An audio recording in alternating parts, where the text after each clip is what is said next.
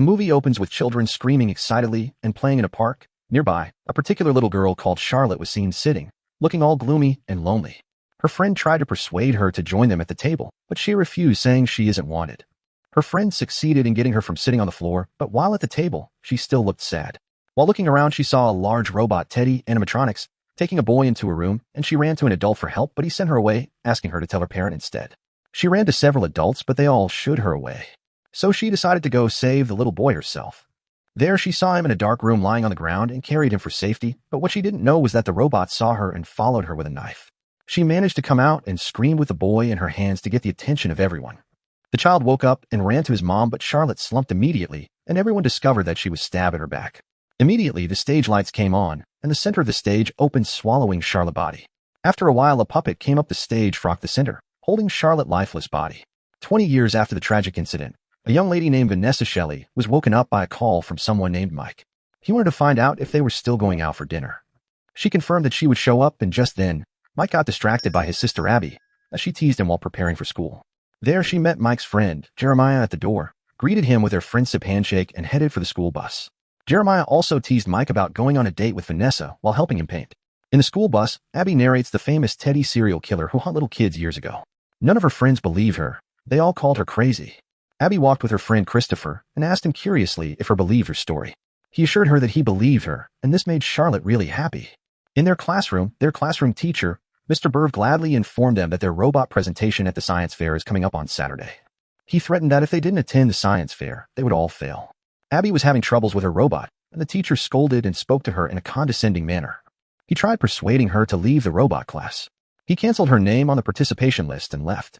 Her friend Christopher tried to encourage her. Abby got home and met Mike preparing for the date with Vanessa. She begged him to allow her to see her friends, but he refused. She got pissed and ignored him. On the date, Mike and Vanessa complimented each other and talked about their past. He asked her about her bad dreams, but she felt uncomfortable and tried to change the conversation. Mike got home from the date and realized Abby wasn't home. He got scared. He saw a note that said she went to fix a friend on the door, and he quickly drove Freddy Fazbear. He found her sitting on the floor and staring at the dolls. He walked to her and apologized for not telling her where her friend was. He also tried to lift her mood by saying her friends would always remain in her heart. It worked because finally Abby smiled.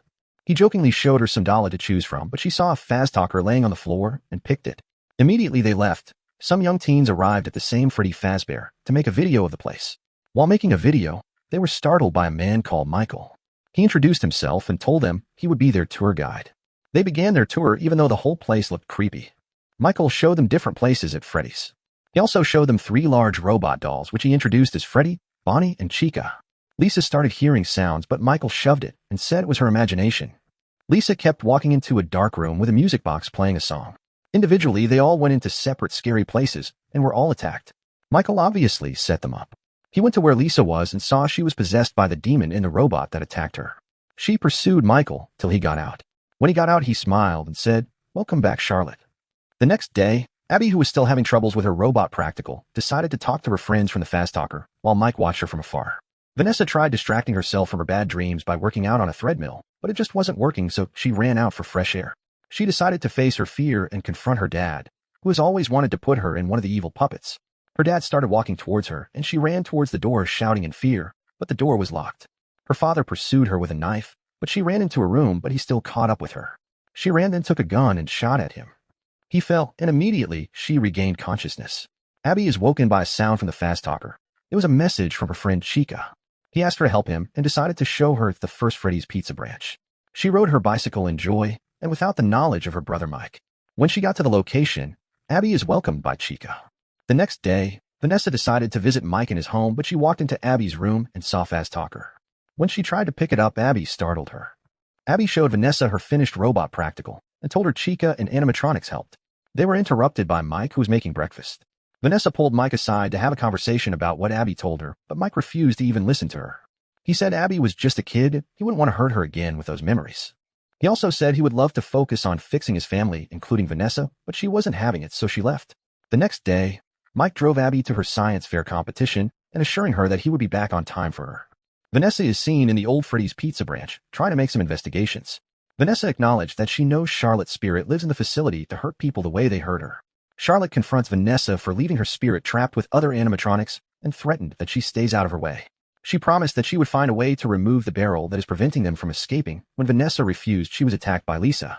Abby tried looking for a spot where she could display her own robot, but Mr. Berg tried to persuade her when he saw she wasn't taking no for an answer. He offered to help her carry it to her table and purposely left it to fall on the floor, shattering it.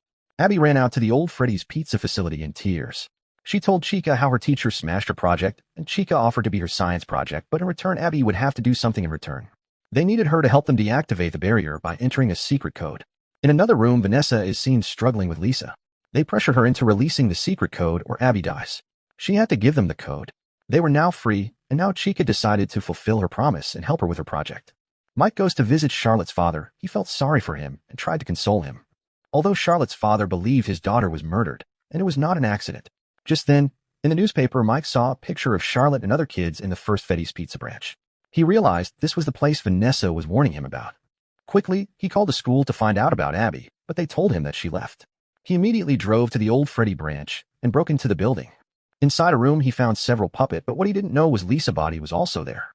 Back in school, everyone was surprised at Abby's project, including Mr. Burke. He scolded her because he believed she brought a masked scout instead, so he asked her to leave.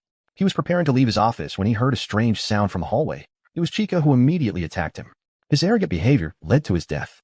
Mike, still looking for Abby, found Vanessa trapped in a wardrobe. He untied her, and she told him Abby might be in danger, and they need to save her.